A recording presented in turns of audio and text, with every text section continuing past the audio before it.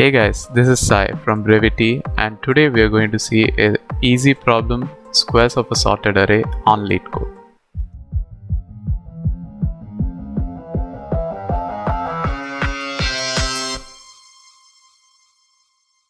On the first look of this problem, we can just say that it's basically you need to square the elements in the given array and then you have to just sort it. As simple as that. So one may ask that you can just square the elements and just use a STL function calling sort and just give it as the output. But do you think that's efficient? Nope. I don't think so. Let's look at another solution where we use two-pointer approach. As we see, this array what I got is from the given problem statement, and we use two pointers I and j. I is like having the least element value in that array, and j has the maximum element value. So we just have to check a condition whether at the value right at what I is pointing to, whether the absolute value of that is greater or lesser. So now here we see a value at right at j is greater than value at I. So we just have to put this here. So we put 100, right? So that's 100 here, and then we move this pointer j -1, so that now you have visited that, you have already completed it, so you're shifting the pointer. So now let's see absolute value of 4 and absolute value of 3, which one is greater? Of course it's 4. So let's right now the squared value of 4 should be written here, so that's 16. And then next you shift this pointer I +1. So now you've already done that. Now you have to increment the I pointer so that it goes to the next element, and now again we check the same condition, 3 or 1, which is greater. That's 4, that's 3. So we again write 9, which is the squared value of 3, and then now we decrement j. So j is right now pointing at 0. Now we see which one is greater, 1 or 0. It's basically 1. So now we write 1 here, and then we increment I, and now we see I and j both are meeting. So so that means there is only one element which is to be put, so we can directly put the value in the given array here. So this insertion of elements is happening in reverse order.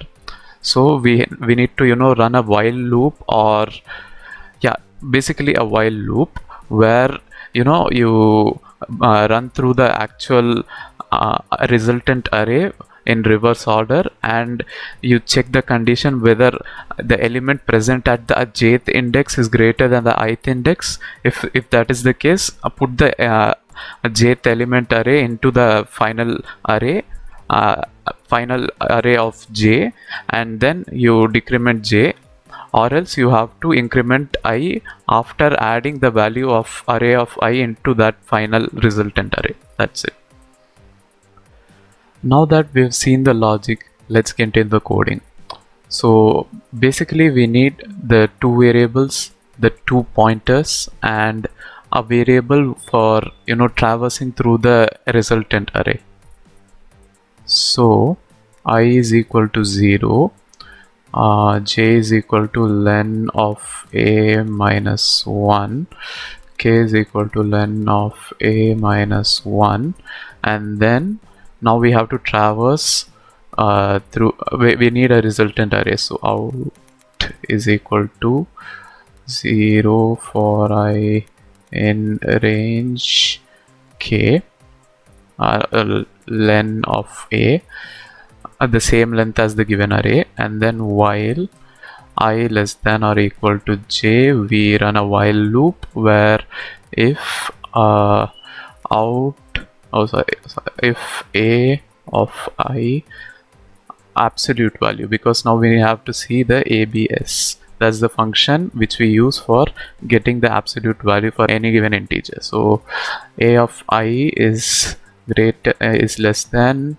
ABS of a of j. So if that's the case, out of k is equal to a of j into a of j minus j equal to j minus 1, else out of k is a of I into a of I, and I is equal to I plus 1, and k is equal to k minus 1, and now you return out.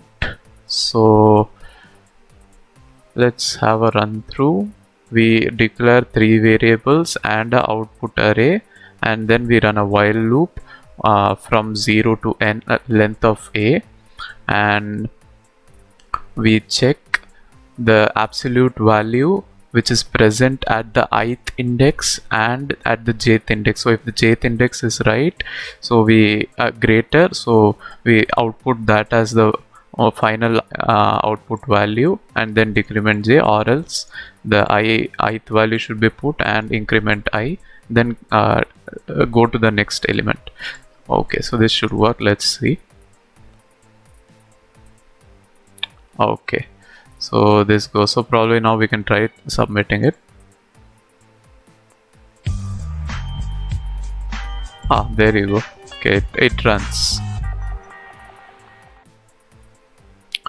Okay, so as of now we have implemented it. Now let's try using the language specific optimization, whether we can reduce some LOC, the lines of code, or not. So these 4 variables, you can actually put it in one line, like jk as is the same, j and k is the same.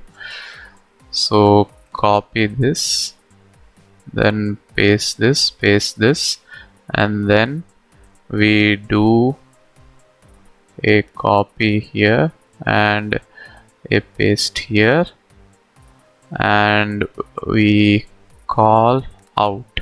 So this is one optimization. You reduced 3 lines of code here right away.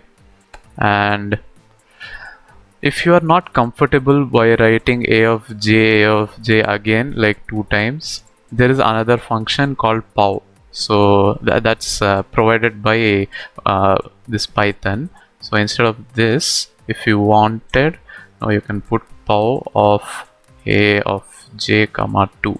So a squared value of 2, and the same goes for here, a of I comma 2, and you can use a shorthand here. So that's another point which I want you to notice. So instead of j equal to j minus 1, you can use a language specific shorthand here.